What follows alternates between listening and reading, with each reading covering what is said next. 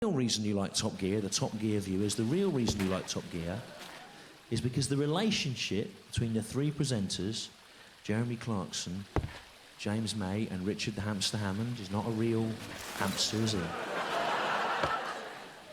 The reason you like it is because the relationship between the three presenters exactly mirrors the power structure of the relationship of the three bears.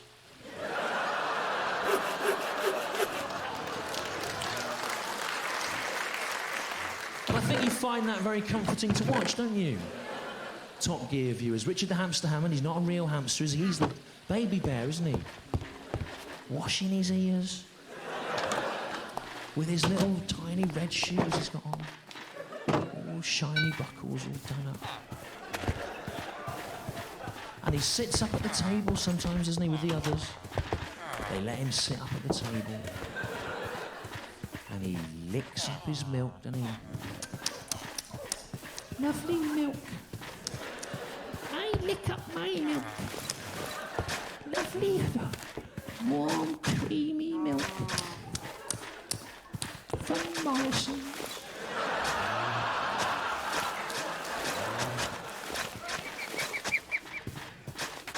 Now, Jeremy Clarkson, you probably think he's the father bear, don't you? The alpha male with his outrageous, politically incorrect opinions which he has for money.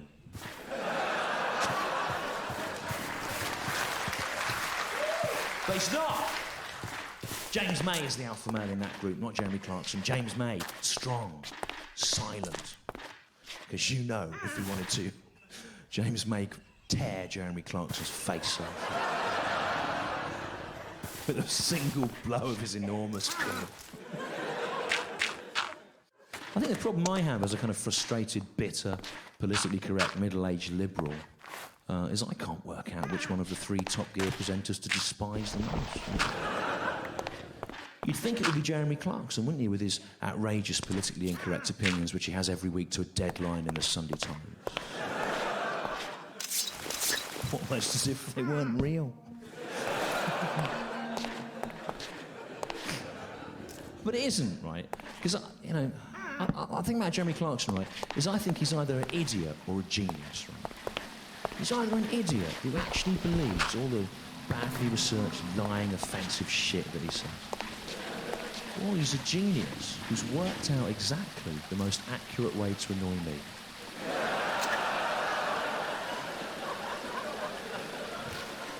In which case, fair play to him. You're God.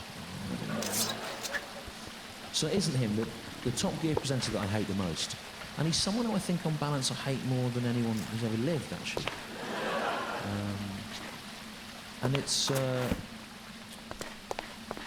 Richard the Hamster Hammond, actually. I hate him more than anyone who's ever lived, and fictional characters. Like Skeletor, if you remember him. Nah, I hate him. I hate Richard the Hamster Hammond, right, because he's not a real hamster, is he? What he is, he's a man, right, who's been able to carve out a best-selling literary career off the back of his own inability to drive safely. Yeah? Because he had that crash, didn't he, in that drugstore, and then he wrote this book about it, On the Edge, and it sold millions, and I think there's something a little bit undignified and cynical about all these celebrities writing these cash-in books about some dreadful thing that happens to them. You know, I think there's an undignified degree of cynicism. Yeah, to the point where I wouldn't be surprised if, when he'd had that crash, Richard Hammond, and he was hanging upside down, waiting to be rescued in that dragster, he wasn't thinking to himself, "Oh, I'm quite badly injured in this. You know, I can do a book about it, it'll sell loads." I'm not saying that he'd think that, I'm just saying there does seem to be an element of cynicism in it, isn't there? No, I wouldn't be surprised if when he was hanging upside down waiting to be rescued, he wasn't thinking to himself, "Oh, I hope I get some brain damage. Or forget loads of my life. And then on Richard and Judy's book club, my attractive wife can come on and help me to remember it, and it will create a tender song." Look, I'm not saying that he did think that. I'm just saying that there's a degree of cynicism in those books, isn't there? And what's worse, I think, is that book, On the Edge, it sold millions. And it was published through Weinfeld and Nicholson, and it shouldn't have been. It should have come out through BBC World, the commercial arm of the BBC. Because you and me, the licence payers, we funded that club. Yeah? We did. And therefore, we are entitled to feel the benefit of any profits derived from it. Yeah? Yeah. And Richard the Hamster Hammond, he knows that. But he went and he wrote that book anyway, and I think it's a cynical thing to do, and I hate him for it, and I wish he'd been killed in that crash. I do. I wish he'd been killed and decapitated. And that the next series of Top Gear had been presented by Jeremy Clarkson, James May, and Richard Hammond's severed head on a stick.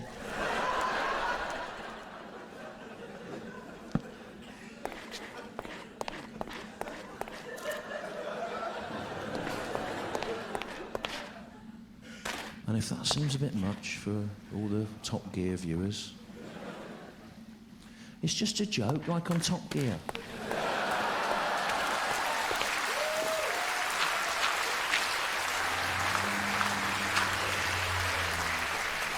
You know, when they do their jokes, which you like, don't you? It's just a joke. The Jeremy Clarkson defence is just a joke.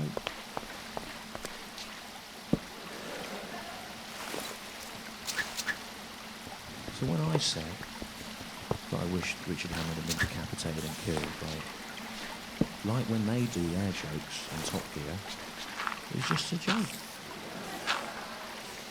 But coincidentally,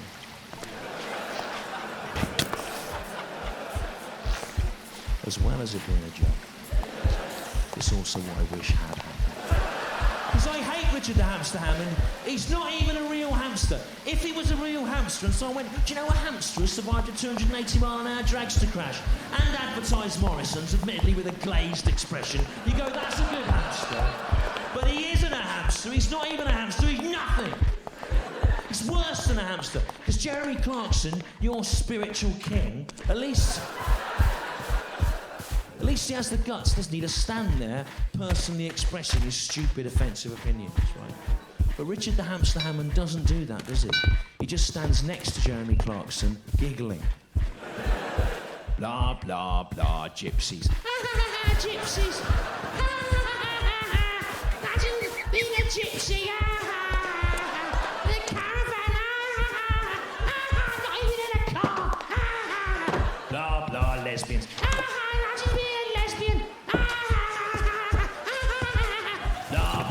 Welsh. Imagine being Welsh and not being English.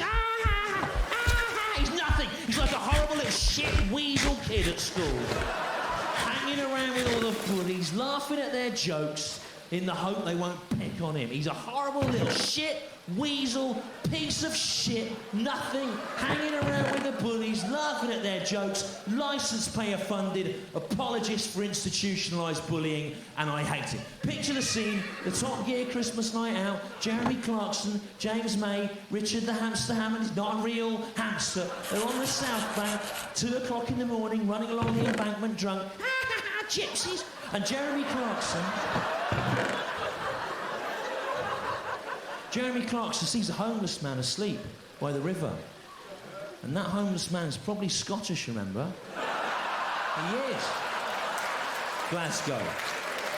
And one of you is just having a sleep in the street at Christmas, like anyone would. And Jeremy Clarkson sees the Scottish homeless man for a joke to satirise the old loony left politically correct nutters, he decides to kick him to death, right? So he's going, come on, Richard Hammond, kick this tramp to death. Come on, it's a joke, come on. This will annoy the sour-faced dogs at the Guardian. Come on, stamp on a tramp's head, Richard Hammond. This will annoy Amnesty International. Kick him right up in the guts. Come on, kick him to death, Richard Hammond. Come on, this will upset the grieving relatives relatives of Stephen Gately.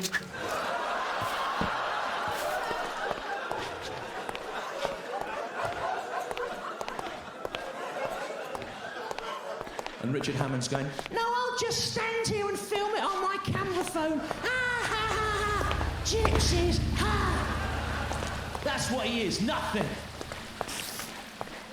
Horrible piece of shit. And you don't need me to tell you this. You know it. You know it.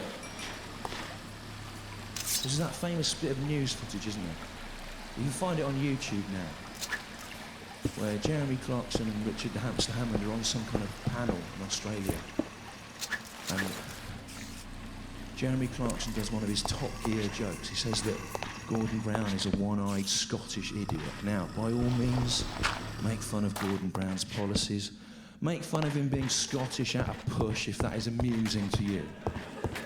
But one-eyed... Right, whatever you think of Gordon Brown, right?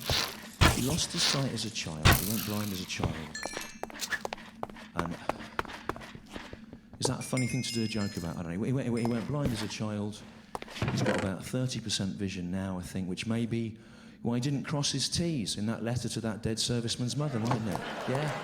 Rather than it being a calculated insult to the dead, might be blind. I'm not an optician. But if I was the editor of a tabloid newspaper, I would have investigated the blindness. He went blind as a child, and Jeremy Clarkson thinks that was legitimate. I don't know. If you've got kids or any sort of shred of human empathy, why would you? If you've got kids and they're ill or in hospital, you say to them, you'll be all right tomorrow, it's next day. You try and reassure them. And, but presumably there came a point where Gordon Brown's parents didn't do that anymore because he was blind, and that was that. And Jeremy Clarkson thinks that's a funny thing to do a joke about. Now, Jeremy Clarkson has 3 daughters, and I hope they all go blind. Not one of them in one eye, all of them in all their eyes. Come on, it's just a joke like on Top Gear!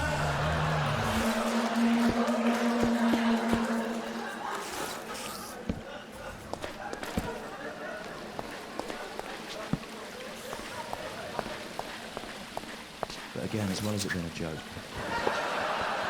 No, not really. You wouldn't say that, would you? You wouldn't think it. You wouldn't wish it on a child. So he's there, Jeremy Clarkson, on the news doing his Top Gear joke, one-eyed Scottish idiot. There's Richard Hammond on the clip doing his licence payer-funded job, laughing away.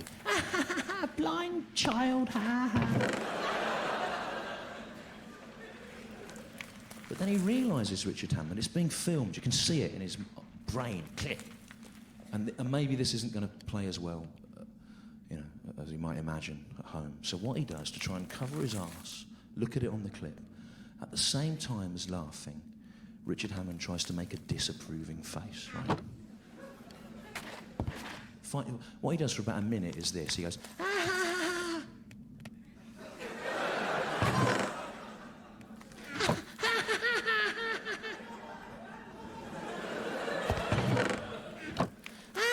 Blind child, ah!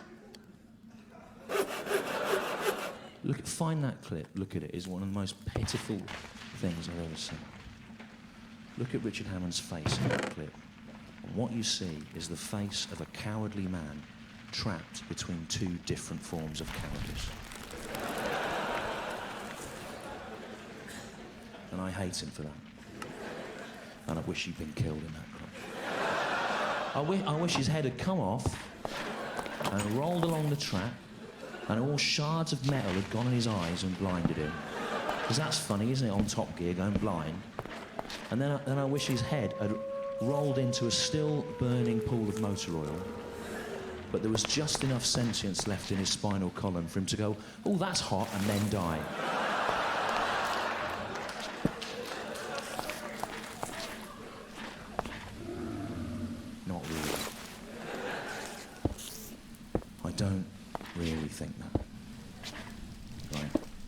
And what I was doing there, as everyone here in this room now understands, just in case there's anyone from the Mail on Sunday watching this, is I was using an exaggerated form of the rhetoric and the implied values of Top Gear to satirise the rhetoric and the implied values of Top Gear. And it is a shame to have to break character and explain that.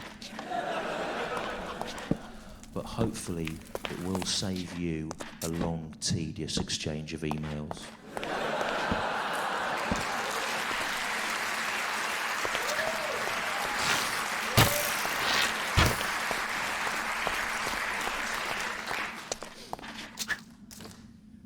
But he's a disappointing figure, isn't he, Richard Hammond, I think?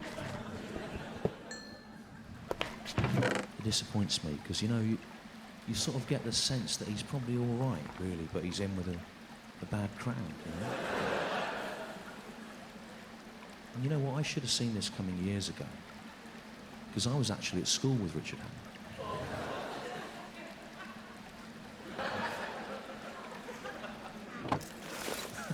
But he was a good lad. Richard Hammond was 5 years below me. Despite that, I did know him for a term. And I was very good friends with him for a term. What happened was, one morning, I went into this old toilet, like a pre-war toilet block. No one really used it apart from for smoking and stuff. And there was this young lad in there, about 11 years old, and there were 3 15-year-olds all gathered round him and sort of patting him on the head and kicking him and stuff. And I went over, and because I was in the year above, they dispersed. And I said to this little boy, "What's your name?" And he said, "Richard Hammond." And I said to him, "Are you all right?" And he said, "Not really." And he looked like he'd been knocked about a bit. And I said to him, "Does this happen to you a lot?" And he said, "Pretty much every day." So I said to him, "Look, I'm the library monitor, right? And you can come in the library and..."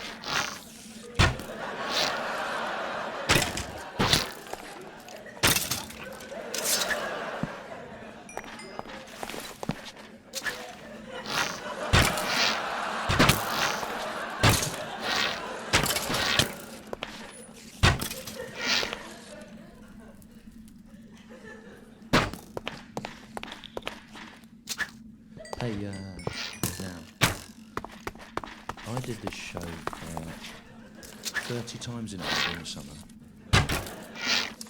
And in Edinburgh, the library is not the funny part of this show.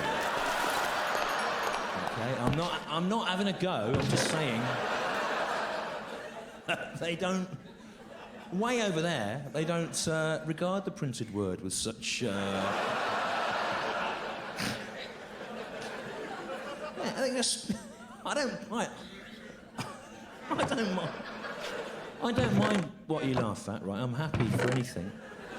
But the thing is, this story's about 5 minutes long, and it takes place in a library. And there's people walking out there. There's people going home. Everyone's got a cut-off point with taste issues, you know. The Glasgow crowd, I didn't expect to come out and hear about the books and words.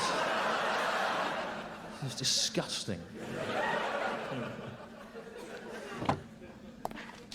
It doesn't matter, right? I'm fine, but it's just, don't get bogged down laughing at the library in this bit, because the other it's about.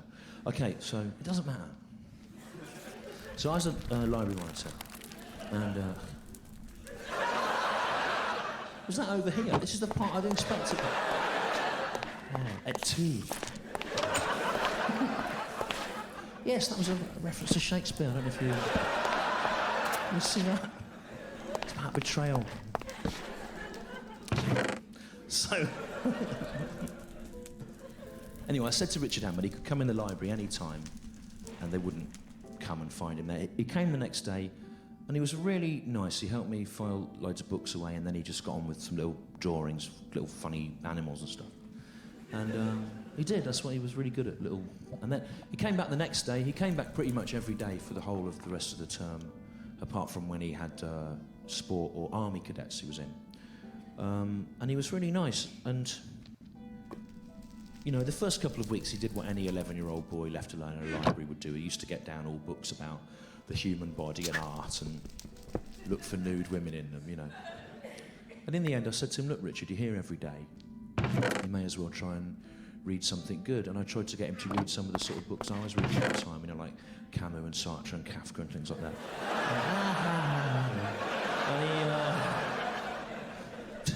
And he read some of them, and we'd talk about them and his family and growing up and school and stuff. And now, I was from a single-parent family. I didn't have brothers or sisters, and at the risk of sounding mawkish, I think that the 2 months that I talked to little Richard Hammond every day were the closest I came to like a sibling relationship in my teens, and I was very grateful to him for the trust, you know. Now, the last time I saw him in the library was about a week before the end of term. I was by these glass double doors that went out into the corridor.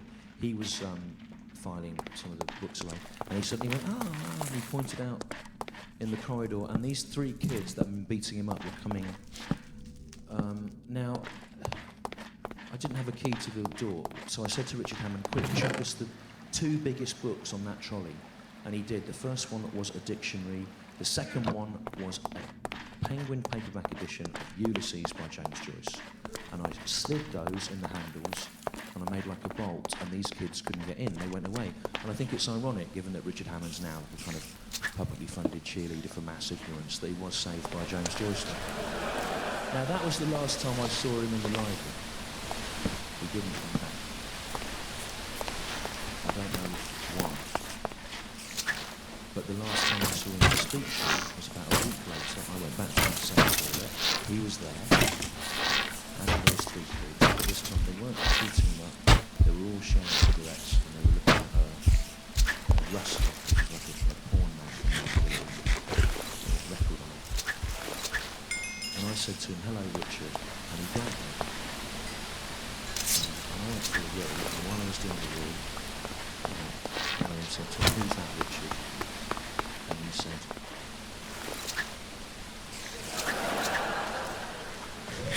I don't know, it's some queer bender from the sixth form who's always trying to feel me.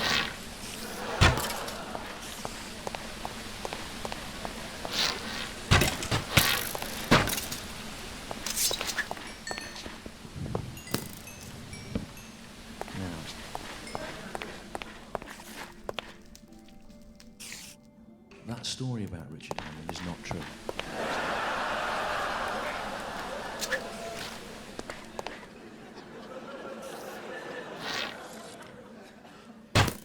But I feel that what it tells us about Richard Hammond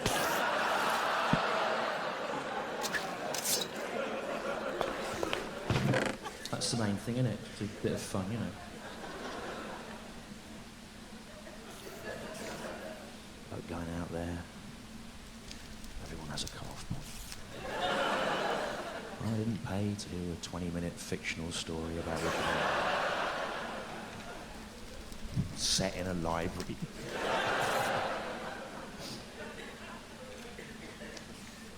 He's a disappointing figure, though, isn't he? I mean,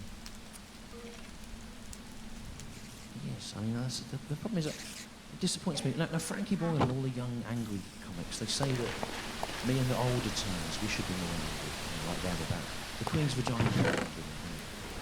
Furious. But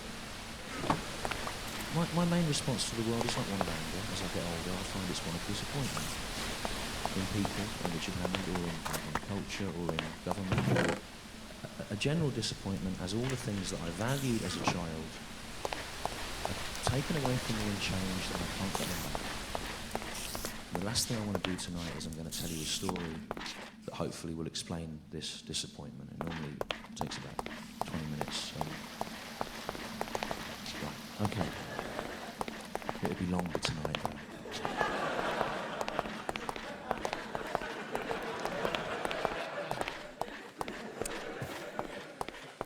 Now, disappointment. When I was about 16, I had a stomach disorder called ulcerative colitis. In my 30s, it became something called diverticulitis. The next stage is Crohn's disease, but they've told me that I won't get that, which is good. But I was hospitalised with it about 6 years ago. I went into the Whittington Hospital in North London, And they did tests for a few weeks to see if I would have to have a catheter fitted for life and be fed by injection. And at the end of all this, I went to see the specialist in his room, and he did this thing where they get you out, they get the results up on a screen, and then he just looked at them for ages without saying anything. You probably had this happen. So after a while, I said to him, look, you don't have to beat around the bush. I said to him, my mother had Crohn's disease. I've talked to her about coping strategies. So, don't prevaricate. Just give me the results. Just give it to me straight, like a pear cider that's made from 100% pears.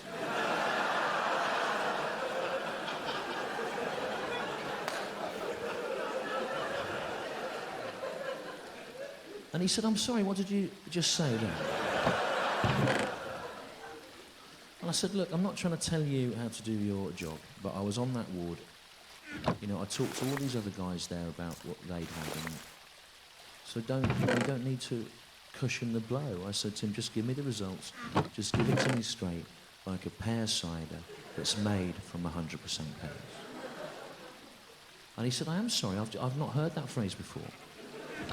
Which struck me as odd, because in my family we use it all the time, we always have it. Particularly my grandparents' generation, 4 or 5 times a day, give it to me straight like a pear cider that's made from 100% pears.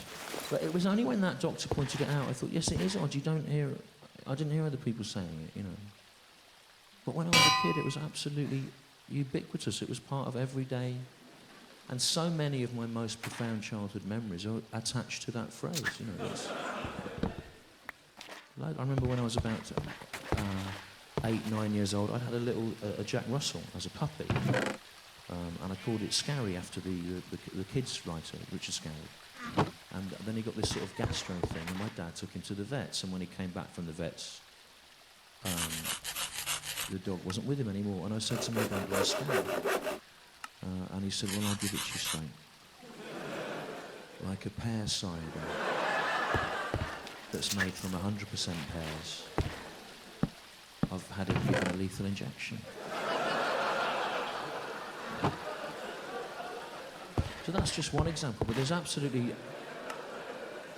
loads, because it was all the time. I remember when I was about 5, 6 years old, when I first found out that I was adopted, I remember my mum bought a book back from social services called Mr. Fairweather and His Family, and the idea was that it explained adoption to young adoptees. And I remember being about 10 pages in, and then saying to my mum, why have you given me this, And she said to me, well, I'll give it to you straight.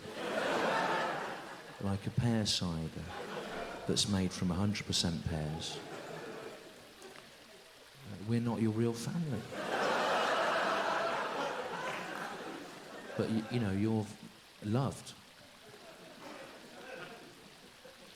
And that's just 2 examples. But in a way, they're not the best examples, because they give the impression that the phrase was only ever used for very sort of traumatic things, and it wasn't. It was part of the fun, the banter of every day as well. Like your gran would be reading the paper, and you'd say, so what's on telly tonight, Gran, And she'd go, well, I'll give it to you straight. Like a pear cider that's made from 100% pears. This Inspector Morse. It wasn't always that,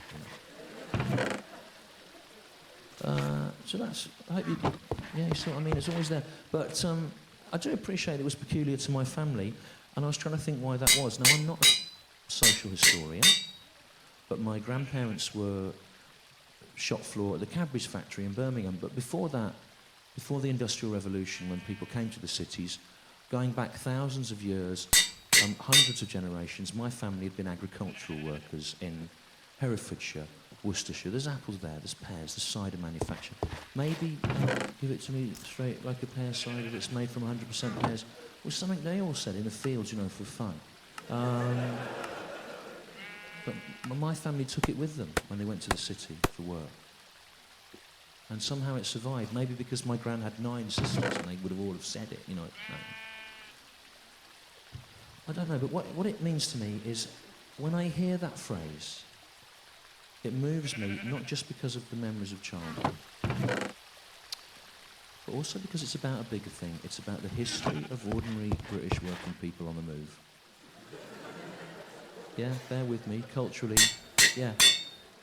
Going from the country to the city, experiencing incredible change, social change, but holding on to a little something, a little phrase, a way of thinking that defines them as them. It's about what it means to be a human, I think.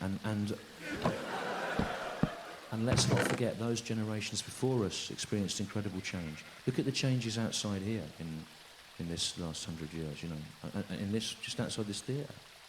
Incredible. And my granddad, you know, he grew up in a field, you know, and then he lived in the slum. He did, in Worcester, he learned to swim in the fields in Worcestershire.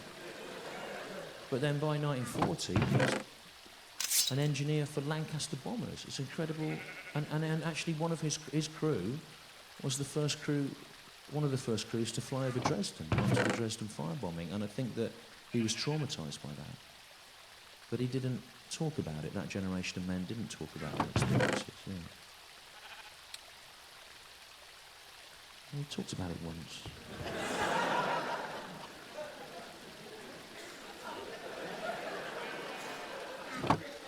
I remember I said to him, Grandad, what was it like flying over Dresden after the Dresden firebombing? And he said, well, I'll give it to you straight. Like a pear cider that's made from 100% pears. There was nothing moving down there, just a dog. And I think that on that occasion, what we did to the Germans was wrong. And I remember my gran interrupted him, and she said, it's nothing compared to what they did to Coventry. And he said, you don't know what you're talking about, shut up. So I hope you can see from all the little stories that I've told, the phrase was always there. It's part of the tapestry of the memory of my family childhood. But that's not why it absolutely means so much to me. It's this other thing that I think is applicable to all of us, about people holding on to an idea in the face of change, a figure of speech, a way of looking at the world. And I think it's about what it means to be, to think, to feel. And because of that phrase, it means more to me than a poem or a prayer. And if you were to say to me, is there a phrase that defines your life? I would say yes, there is. And it is, give it to me straight like a pear cider that's made from 100% pears. It's about memory, but it's this bigger thing about what it means to be, and it's what I reach to, and it defines me. So, you can probably imagine my disappointment.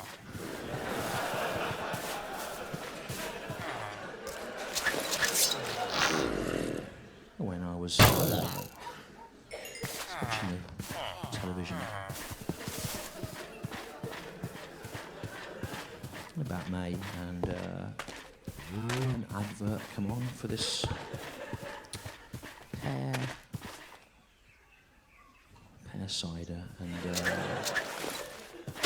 little Welsh lad in it, and he says to the guy, give it to me straight like a pear cider that's made from 100%.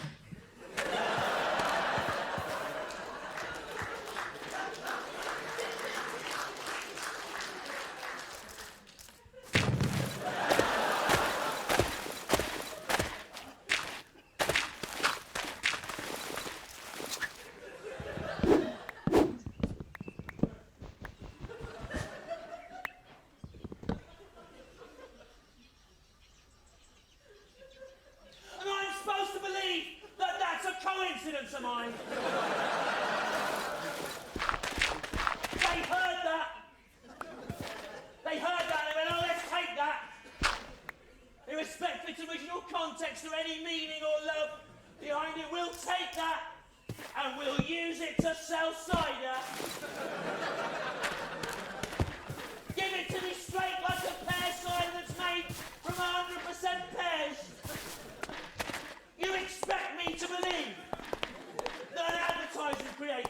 on hundreds of millions of pounds a year would seriously submit a phrase as cumbersome and unwieldy as that? That is stolen out of the hearts and minds of ordinary working people with no comeback. There's no comeback for them. Thanks for that, Grandad. Thanks for fighting the war. Thanks for... Dig him up, dig his corpse up, rip his heart out, bring it out into a bucket, and use it to sell cider. That meant something to someone. What people advertise, you've got to understand, is the world's not up for grabs. It's not a massive picnic table of all different thoughts and feelings and songs and stories and poems and words people have said and images and memories and things that matter and shared little thoughts and traditions and things. It's not all just to be and change and use the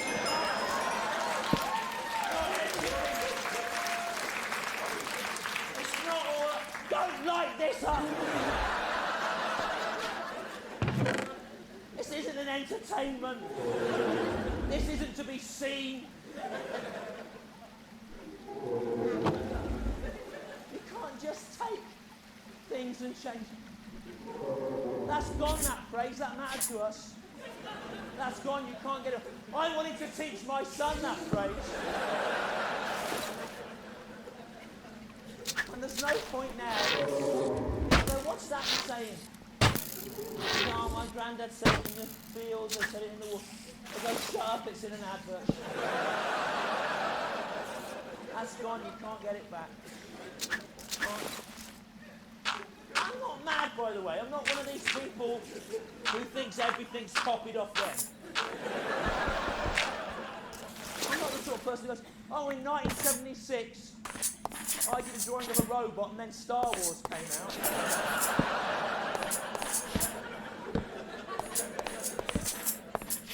I could be. There's no need to film this, mate. It's being filmed to be commercially relevant. There's 8 cameras here, right? What you're doing, shit.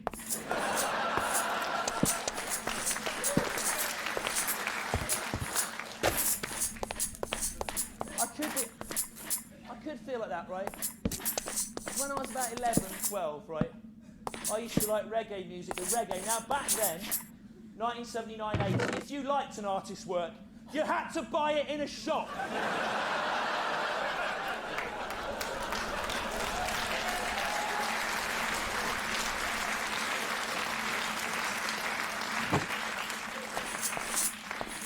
For money. Remember that?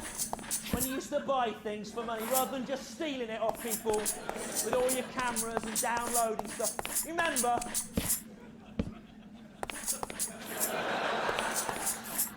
And no, I'm not going to be doing another live DVD after this one. Because it's not cost effective, is it? Because I can go on the internet and in an afternoon I can find more where you've all stolen it free off torrent sites than I've sold in the whole. I'll be selling some old ones that have a bucket on the way out. If you like the look of them, just get a handful, walk off with them, that's the same. Colin Dench he's in from the video company. He's going, I can't understand why yours don't sell better. I know why it is. Look at you, look at the people that like me, all with pink hair and stuff. Look at you. The fucking liberal intelligentsia of Glasgow down here. All reading The Guardian. If a fight breaks out tonight, there's going to be no one to mediate in Glasgow. Look at you all. All the clever people, aren't you, in your checkered shirts with your pink hair? With your umbrellas. Who has an umbrella, mate? No one. Sherlock Holmes has come. All the clever people, aren't you? That's who likes me. All the clever people downloading stuff off the internet, stealing it. That's not a problem Michael McIntyre has in his audience. 1.3 million of them queuing up at Christmas to buy the DVD, like captured partisans digging their own mass grave.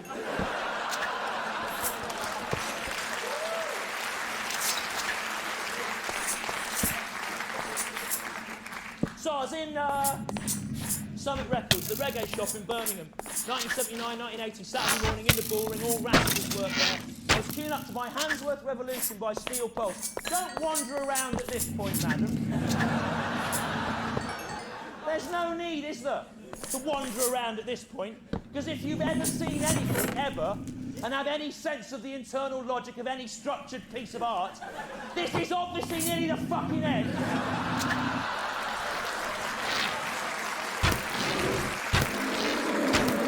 Wandering about. Get her wandering about. I don't top this bit. I came out, he ran around, he falsified a satirical nervous breakdown. And he shot his own face off with a harpoon. This is it. I shout here for a bit, I go down there. Obviously I use that guitar, then that's it.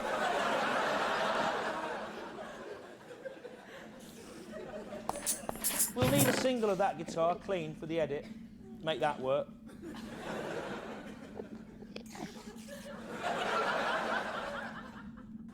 So I was in Summit Records.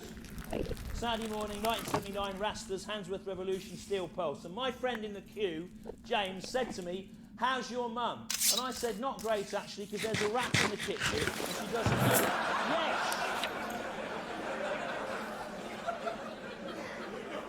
Exactly, and then, about 8 years later, UB40, oh, they were from Birmingham, weren't they? And there was two of them Rastas in that. They would have known the ones in the shop, they'd have been their friends. And they had a hit with a rat in the kitchen. But that's a coincidence! You'd have to be out of your mind to think that. But give it to me straight like a pear cider that's made of pears. Give it to me straight like a pear cider that's made from 100% pears. That's copied. That's obviously copied. No one would think of that. Give it to me straight like a pear cider that's made from 100% pears. It's copied. No one would think of that.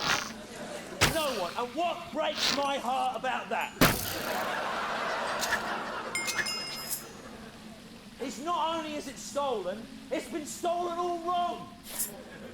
That's what we said for thousands of years, in the fields, in the sweat of our faces, digging up your fruit.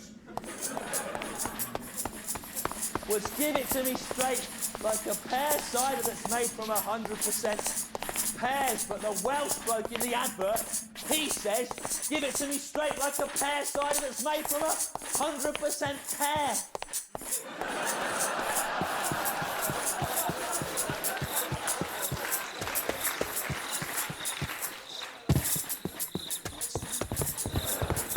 One massive pear.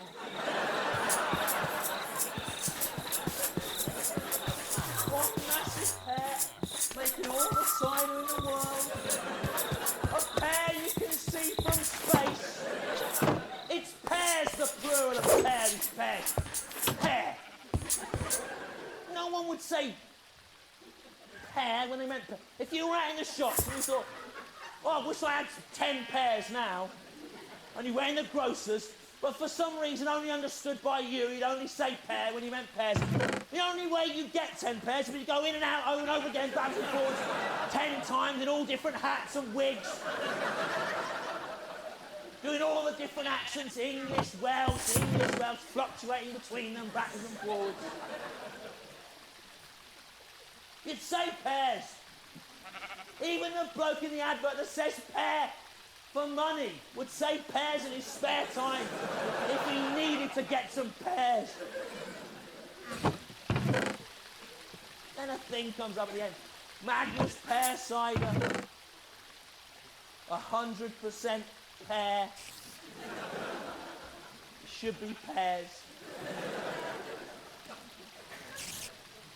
0% disappointment. Well, I am disappointed. I'm disappointed. Because it's stolen out of a dead man's heart. Because it's stolen wrong, it should be pears.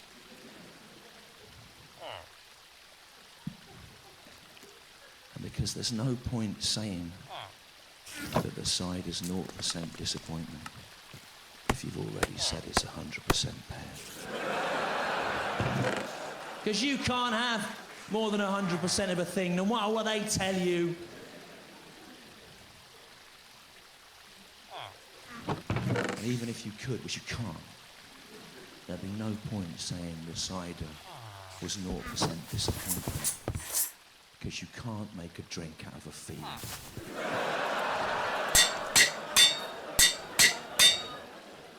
How's that work, huh? Mr. Magnus walking around the cider factory. Hello, lads.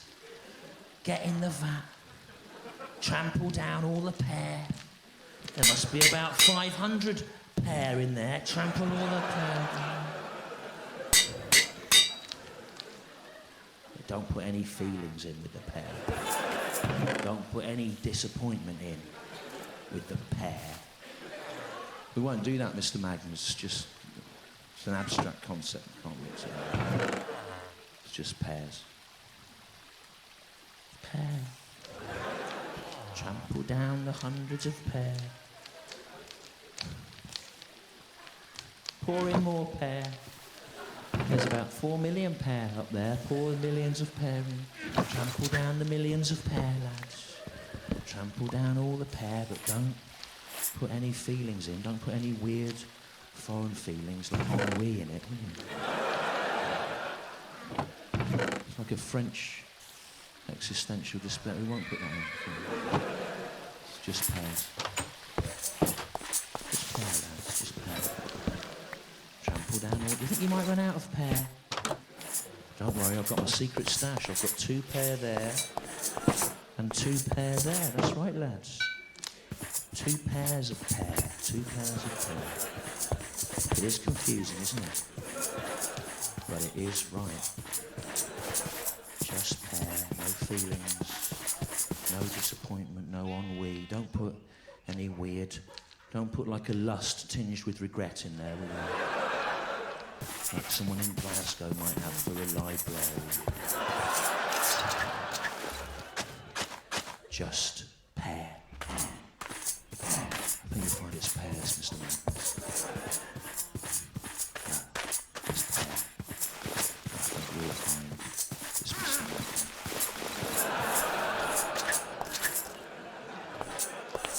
Now,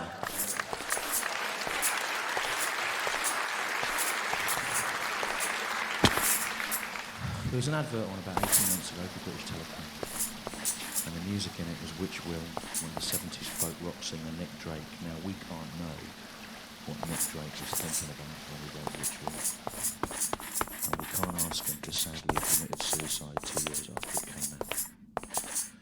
But whatever the tragic vision he was thinking about when he wrote Which Will, it's reasonable to assume that it wasn't achievable. And if you'd asked me at any point in the last 10 years, what's your favourite song, I'd always have told you the same thing. It's Go Away Girl by Steve Earle. Because about 12 years ago, I was at Glastonbury Festival. About 2 in the morning, my friends took me, sort of against my better judgment really, to the acoustic tent. And this guy came on, Steve Earle. I've not seen him before, country singer. And he played all his best songs on his own at the guitar. And just with a mandolin actually. And the one that really jumped out was Go Away Girl, I think, because the way it had all these clever little internal rhymes, and it also seemed to be about sort of holding conflicting feelings in balance. And it was just an amazing atmosphere, and so that was my favourite song after that. And then about 3 years ago I got married, and my wife's family from the West Coast of Ireland, and what she's like seems to sort of dovetail into that song, really. So Go Away Girl was my favourite song. And then 18 months ago, Magnus Cider. used Galway Girl in a cider advert. So when I hear that song now, I don't think of that amazing man and my friends and my wife. I just think of loads of actors and curly ginger wood. Hopping up and down in a bar, looking for the crack. So what I've been doing on this tour, I'm not a musician, but at the end of every night I've been trying to play Galway Girl as best I can, in the hope that if I perform it enough to people around the place, then I will get a memory of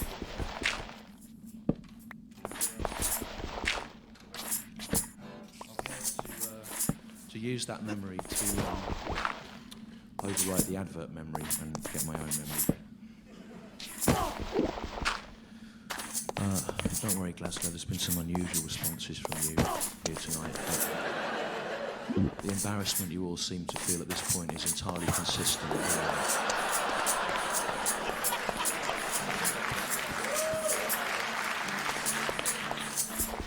national trend.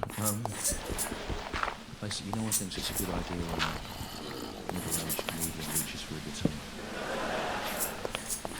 Can we have the singer-songwriter lighting stake, please?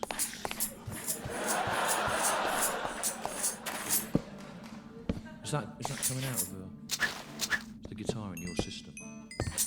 No.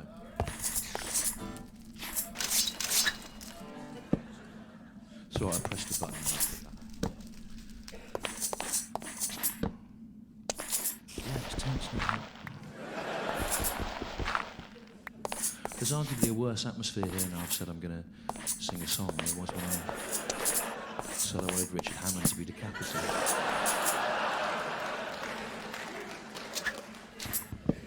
And it's interesting that, 'cause there's a lot of largely spurious articles these days about what is the last taboo in stand-up. Is it jokes about race? Is it jokes about rape? It isn't. In my experience doing this for 5 months, the last taboo in stand-up is a man trying to do something sincerely and well.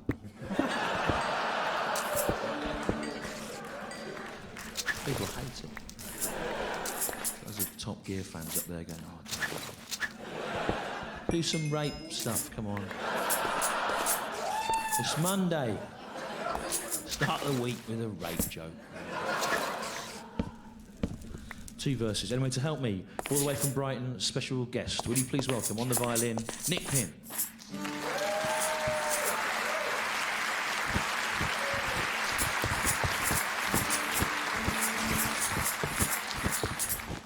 2 verses and then we're out. Thanks very much for your patience here. For your patience as well at home, watching or download illegal.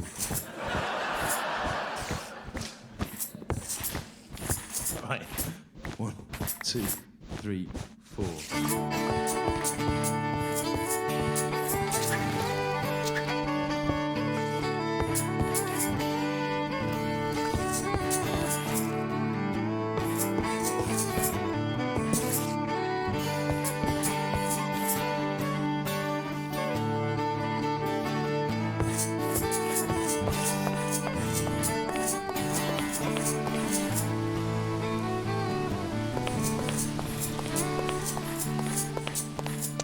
Took a stroll on the old long walk on a day I met a little girl and we stopped to talk on a fine day and I'm asking you, son, what would you do? Her hair was black and her eyes were blue. I knew right then, taking a whirl, I lost my heart to a Galway girl.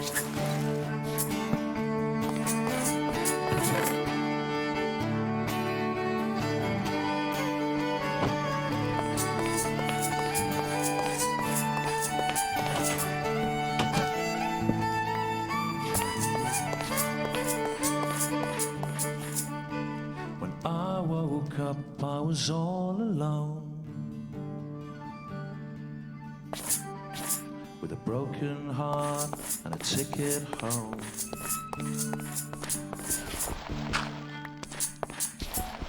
Asking you, son, what would you have done if her hair was black and her eyes were blue?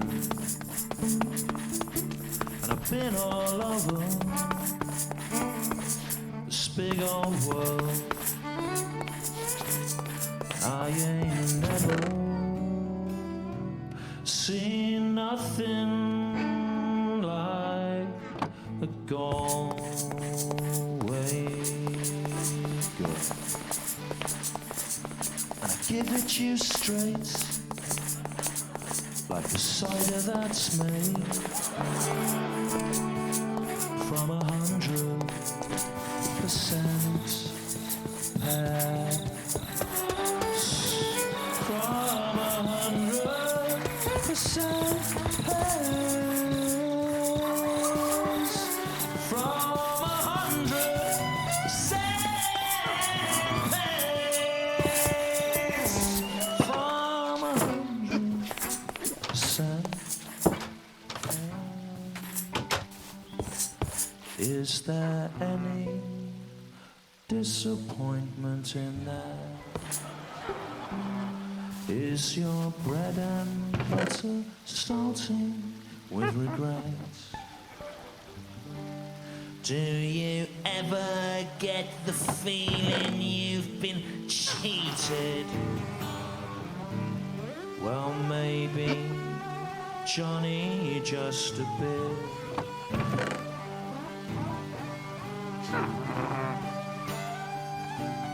Well, the Galway Girl by Steve Earle was my favourite song.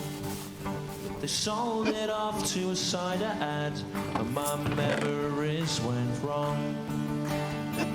And I'm asking you, son, what's an artist to do for the kind of money that they offer you? And I dropped the needle, give the record a whirl, but I just can't listen to the Galway Girl, and Iggy Pop wants to be. He wants to be your dog. Thank you very much. Nick Pin always invites the long way door. Thanks for having us here at the Citizens Theatre in Glasgow. Thanks a lot. Cheers. Good night.